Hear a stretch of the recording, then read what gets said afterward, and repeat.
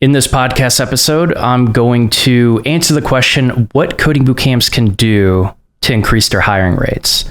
Or maybe something a little bit more relevant to you is what to look for in a quality coding bootcamp. So I've reviewed dozens of coding bootcamps. I've been doing this for a while. Definitely interacted with a lot of different students who have also shared anonymous stories, and I've talked with several staff and leaders in the coding bootcamp industry. I feel like I have a pretty good feel for what needs to be improved. What are signs of a good quality coding bootcamp? So I'm actually just going to do this off the cuff, and because I think it's going to be the most honest way I can do this. To start with, coding bootcamps need to have a rigorous technical assessment. I've heard of coding bootcamps giving out a multiple choice quiz. I've heard of coding bootcamps just doing a behavioral interview. And the problem with weak assessments like this is they don't really assess how well someone learns, how quickly they learn, what their thought process is, and what happens when they hit a roadblock. How do they tackle that challenge, right? Do they give up? Do they try to push forward?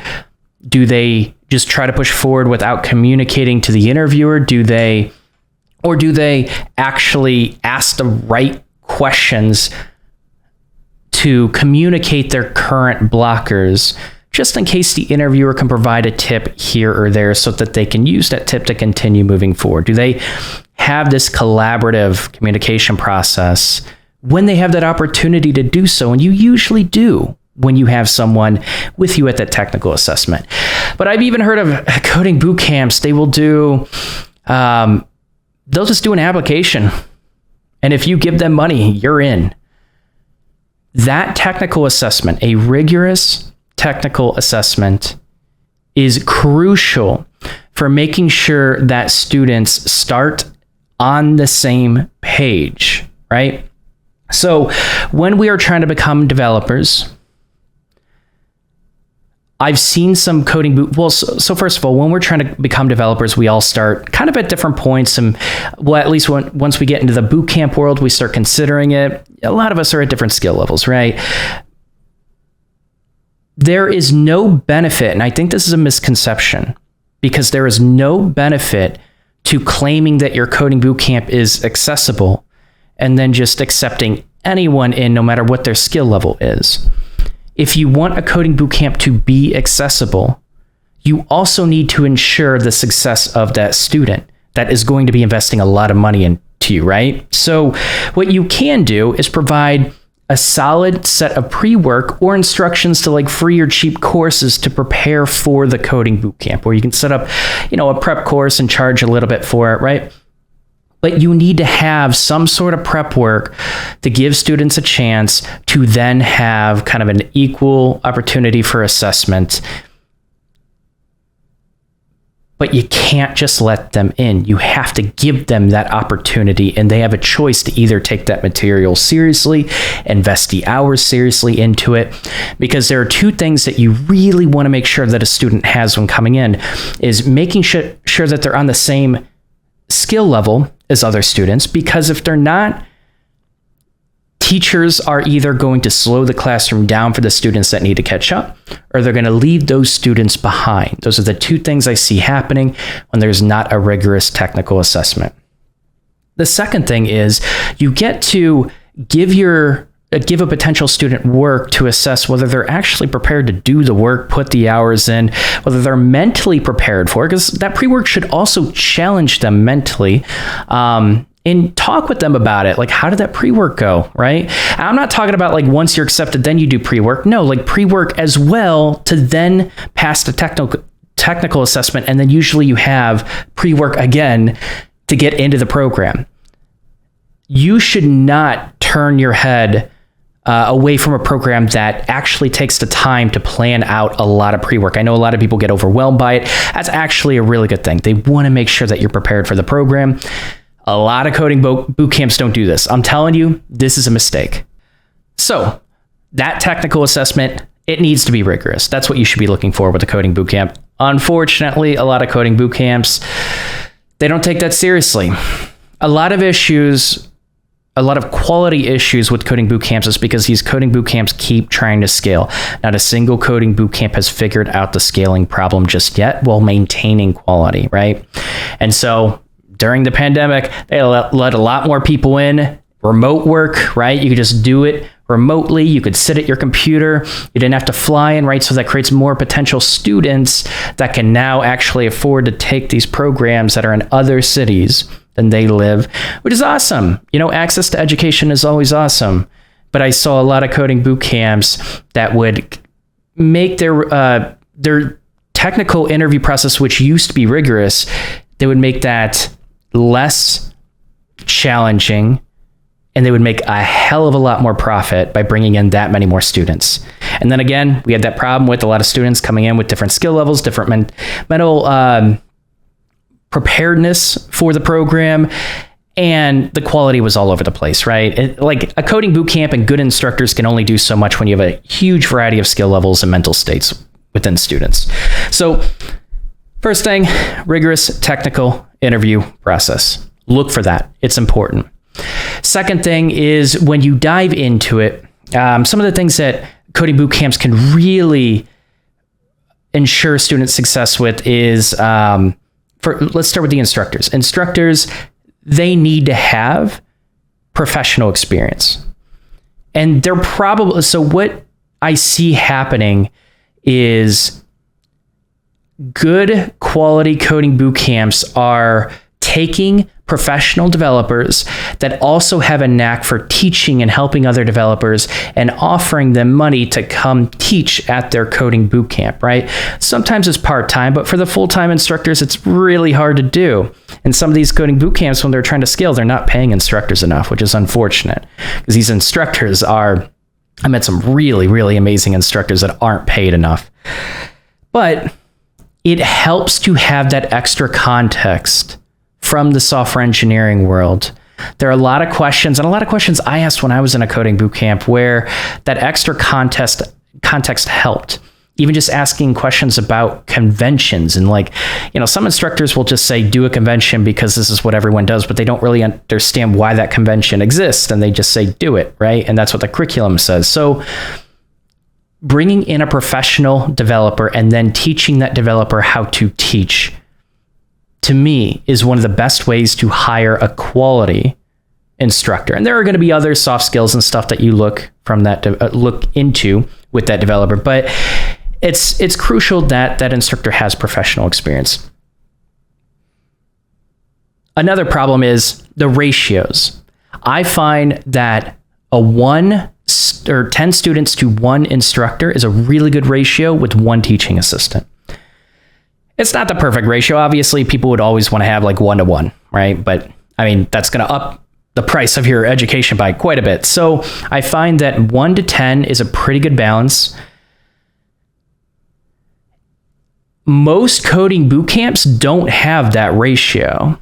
It's 1 to 15, it's 1 to 20, it's 1 to 30, and they're lacking on teaching assistants. And that's the tricky thing. A lot of teaching assistants are, once they get a job, they move on, right? And so that cohort might lose a teaching assistant. And so a lot of coding boot camps are starving to bring in more teaching assistants that might not be quite ready to teach students. And they haven't really been trained whatsoever to help other students. Especially a problem with teaching assistants, you can't put a lot of weight into a program that has a bunch. It doesn't mean it's a quality program, because very often these teaching assistants, they graduate the program, then the coding bootcamp scoop these teaching assistants up for very low pay, and they're basically doing it because, they kind of like the coding bootcamp, but also it's a little money, right after a very expensive coding bootcamp, and it's a chance to reinforce what they've just learned. So teaching assistants are essentially using that as an opportunity to reinforce what they just learned. So they don't really understand the content well enough. They don't have professional experience to be able to fix that ratio. So that ratio is really important. 1 instructor to 10 students. That's what coding boot camps need to start doing. pair programming is kind of overrated. I find that a lot of people that really just choose a coding bootcamp for pair programming have this expectation that they're going to be pair programming all the time, and that's something that they're paying for. They want someone else's perspective, right? A lot of times people are going into coding bootcamps, you're going to get people that know what they're doing, and they're going to drive that pair programming session, or you're going to know what you're doing, you're going to drive that pair programming session. Having pair programming in a coding bootcamp is a good thing. Having pair programming all the time isn't, right? So pair programming allows you to teach, and it gives you another way to kind of construct this model, this abstract concept, and like think about it and really reinforce it in your memory when you're teaching someone else. That's powerful, but you can also get some assistance and a different perspective with someone else when you're stuck. But I find that a lot of pair programming sessions, there are many people that lean on, depend on that pair programming, that other perspective. And there is a huge benefit from going solo, from trying to figure something out on your own for a good chunk of time, and even just getting a little tip. Pair programming, it's like constant back and forth, and you're sharing perspectives and sharing your ideas, and that's good if you keep that to a minimum. I find that most growth comes from people struggling on their own with a tiny bit of assistance over time when they're truly, truly stuck. Which is why self-taught developers, I'm telling you, you guys underestimate yourselves way too often. Figuring this stuff out on your own is helping you grow so fast. A lot of people underestimate the speed of their growth as a self-taught developer. I wouldn't prioritize pair programming, but I would prioritize some sort of collaboration. A good coding bootcamp should focus on collaboration in some aspect. And if they're going to focus on it in any area, it should be group project work. It should be, okay, we have this idea, we want to build it. How do we do this without stepping on each other's toes? You bring that agile process in, you bring that scrum process in, and you can get exposure to that as soon as possible. That's actually powerful. That's really powerful. Group projects, when you bring in Scrum, when you bring in the agile process, that is experience that a lot of, frankly, self-taught developers don't get. This is worth your money. Getting involved in a group project like this is worth your money. GitHub's weird. Git is weird. Dealing with merge conflicts is weird. You're not going to be dealing with like rebase stuff or anything like that. You probably shouldn't in the coding bootcamp, but just dealing with merge conflicts alone, that's huge. Usually as a solo developer, you're not going to be dealing with that, right? You're just going to be working on your branch, etc. And like, you're not going to be expecting any unexpected changes, right? You're just going to continue working on that branch and probably merge it into main, launch your app when it's finally done, or, you know, there's probably a process in place for your coding bootcamp. But I'm telling you, those group projects, it's not about the projects that you come out of the coding bootcamp with. It's about the actual process of working with other developers on some of the same features without stepping on each other's toes and figuring out a process to make that work. That's huge. That's valuable experience. A lot of coding bootcamps, they don't have these group projects, unfortunately. They don't come out with this process. And usually what ends up happening is you'll kind of get stuck into a coding bootcamp that promises that, but then, you know, some people are behind, or you get grouped with people that just like their skill level is too far behind, or they don't want to put the effort in because the coding bootcamps didn't really screen that personality out. Because coding bootcamps also have to figure out your life situation if you're even capable of it at this time, right? Sometimes people have stuff going on. Now, you know, sometimes like stuff will randomly happen. Emergencies will happen during the coding bootcamp that can shift that. And the coding bootcamp, it's hard to deal with stuff like that. So, but more importantly, the number of times I've heard graduates share that like they promised us group projects, but like I was the only one doing stuff, unfortunately, It's ridiculous. It actually is. Or that people just didn't want to do a group project. The coding bootcamp gave them a choice to do solo or group. That's a mistake. Group projects are huge. Interacting with other developers are huge. Coding bootcamps should ensure that. And the last cherry on top of this, and this isn't even a bonus. This is actually, I would say this is required. Coding bootcamps, when they do these projects, they need to give feedback. Even just pop in for a code review once in a while. Make sure everything's going okay. Questioning that student that implemented something in a certain way. Why did they implement it in that way? Go ahead and explain it to me, right? Sometimes coding boot camps drop the ball on that and they just sit back and they say, if you need our help, come to us. No, you get your fucking ass up because these students are paying thousands of dollars and you just walk around. You take a look at what they're doing, right? You question them. You question their implementation. It's not to try to be super critical just for the sake of being super critical. It's because a lot of students, there's so much information. There's so much information. It's overwhelming. They're barely getting by. They think they understood React the previous day, but they really didn't understand React. And when you get to the group project stuff, a lot of this knowledge is just floating around, but they really don't understand it with any depth. And so that's what you challenge. You challenge them to explain why they implement something in a certain way to reinforce it, but also make sure that they didn't fall behind.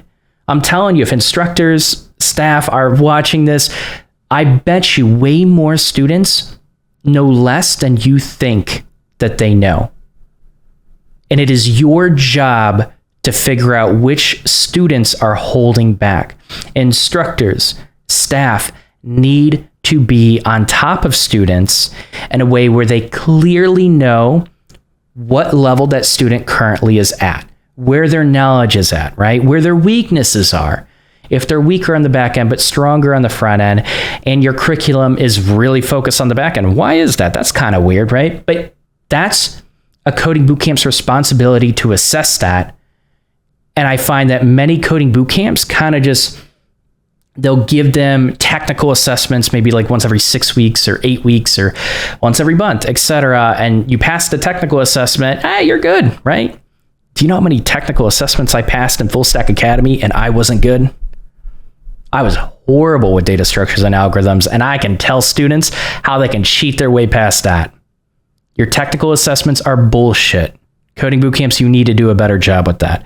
And that comes from hands-on observation from staff, which is expensive, right? Because you can't have your ratios small enough to do that because you want to keep scaling and scaling and scaling. So what else? Career services should be doing a lot more than what they're doing in most coding boot camps. They should be helping you with your resume and not just some templated resume. They should be focused on a front-end resume, a back-end resume. If it's a full stack program, you're going to have a focused resume depending on the position that you're applying to. Front-end resumes are going to look different than back-end resumes. You're going to focus on different things in the projects. And I often see just a templated resume, but Coding Bootcamp should also teach you how to write a proper cover letter. And in order to do that, how to do proper company research. A lot of coding boot camps just say, yeah, write a cover letter. Well, there's a reason why barely anyone wants to write a cover letter because they don't see the effectiveness of it because they haven't learned how to write a great one. And to write a great one, you need to do a little company research. They should be focused on how to present your LinkedIn profile and just not even LinkedIn profile, social media. Do you know how many companies look at your social media and how you present yourself? So even like the topics, the dirty topics of should you even talk about controversial topics? The answer is sometimes, depending on the types of companies that you want to get into. And that's something that coding boot camps will kind of give some templated response, like don't touch on controversy, which is like true for most people, but why, right?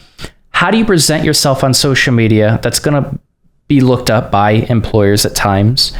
How do you engage with other developers? on social media? How do you build connections? Where do you build connections? On what platforms is it most beneficial to build connections? How do you, once you put in your resume at a company, how do you actually reach out to a developer to get them to put your application to the top? You can do that. You can build those connections. I'm telling you, like, networking is king in a lot of different fields, but especially this field. It doesn't mean you have to know everyone right now, but how do you build those connections? I think there's a lot of generic advice given, like go to meetups, go to networking meetups. Well, what the hell does that mean? What do I say? Who do I connect with, right? Like what's the point of this? I think a lot of coding bootcamps give generic advice. People will follow it for a little while and realize it's not super effective because they don't know what the hell like they're trying to get out of it. And even just the value that you're trying to contribute to it in order to build those connections and network. Should you go to hackathons? Should you not? Should you contribute to open source? Should you not? What can you do to stand out? Career services often just gives you a template resume, maybe look over it, gives you a little bit of a template job search strategy. It doesn't go very deep, unfortunately. And very often coding bootcamps focus on applying to as many jobs as you can. And then they give you that template, but a coding bootcamp needs to continue going further with it, even more than what I just said. They should have mentorship sessions. Even if it's like, I would recommend like look for a coding bootcamp that has weekly mentorship sessions where you could talk about the job search process, how it's going, if you want. It doesn't have to be required. It should be required at a certain point, right? Because a lot of students will just drop off and they'll lose faith in the career services because they're not making progress. But you don't have to do it every week. Sometimes a student is just a full week. I'll talk to you next week. I'm putting in a bunch of applications, doing what you said. All right, great. Talk to me next week. But that mentorship needs to be there. You need to be able to get a hold of someone when things start getting rough, and they are going to get rough. It's going to take a while to get that job for most students. Very often that mentorship dies out. That mentorship should be lifelong. A coding bootcamp, you are paying a lot of money. There should be a positive, constructive network that is established with the coding bootcamp. You should be able to engage with alumni, what happens when you get laid off, etc. A quality coding bootcamp will have your back throughout your career. There are a lot of coding bootcamps that'll cut it off at 6 months, etc. If your program is that strong, you should be behind your students all the way. That's just a reality of it. And a lot of coding bootcamps don't want to pay for that. But also there's a benefit of like really building a strong network of alumni that cares about each other, because, in reality, like you could already have some of those connections established with alumni. And like, first of all, this is a double-edged sword. If a coding bootcamp has, or if a company has hired people from your coding bootcamp and had a bad experience, your resume is probably going to the bottom, right? They're not going to take it as seriously. But if they have had a good experience with alumni and that alumni is still there, they can kind of vouch for it because they kind of know the education that program left you with. And so having an alumni network can be very helpful in that sense. So even just getting some exposure or asking questions about an alumni network, and even like how many students have gotten pulled in to a job because there was a lot. Like it would be interesting to have statistics of like how many students got jobs at companies where there was at least one alumni that could have pulled them in, could have given a good recommendation. That's a pretty useful statistic to know. But yeah, a lot of coding bootcamps drop the ball on career services as well. I think a lot of coding bootcamps can really increase the hiring rates on all of those aspects that we just talked about. And that's it. I think if you just focus on technical assessment, you focus on quality instructors with good education, with ratios, you focus on group work that allows a collaborative process but also allows a collaborative process with siloed work. And how do you engage with your source code, and how do you contribute and deal with merge conflicts, etc. So like really prioritizing group projects, and then a career services that goes above and beyond much more than many are doing right now. That's going to increase the hiring rates. It's tough, but those are the things that I would focus on.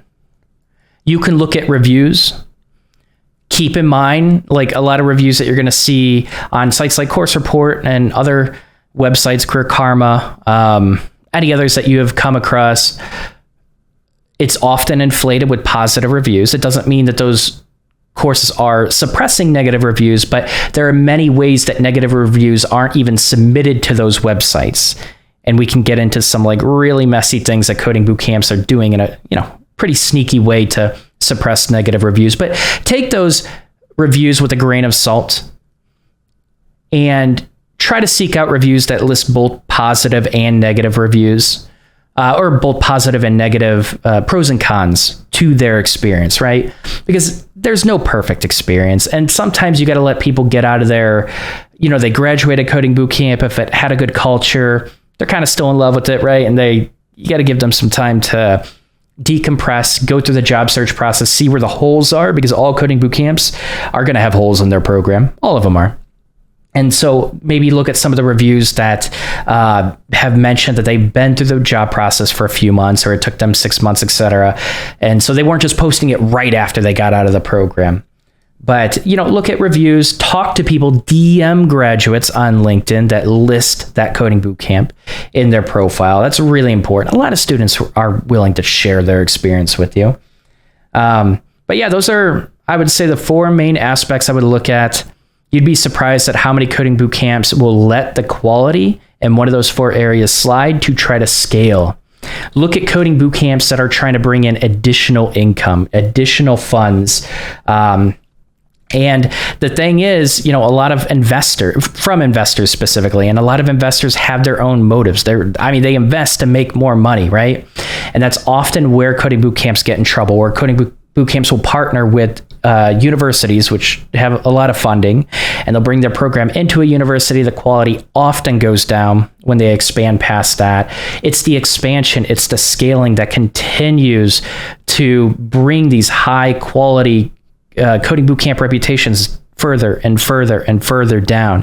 And it has happened to every single coding bootcamp that has tried to scale, especially with investor money. That's it. Those are my thoughts on it. Let me know what you think.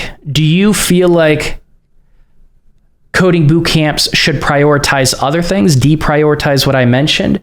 What do you think makes a strong coding bootcamp? What do you think makes a coding bootcamp worth $10, $15, $20,000. Let me know. I'm very curious. I actually want this to be an open discussion, and my live Q&A on YouTube, we can definitely dive into this. I love talking about this kind of stuff. So, but yeah, these are my thoughts. Hope this helped, and I will see you in the next episode.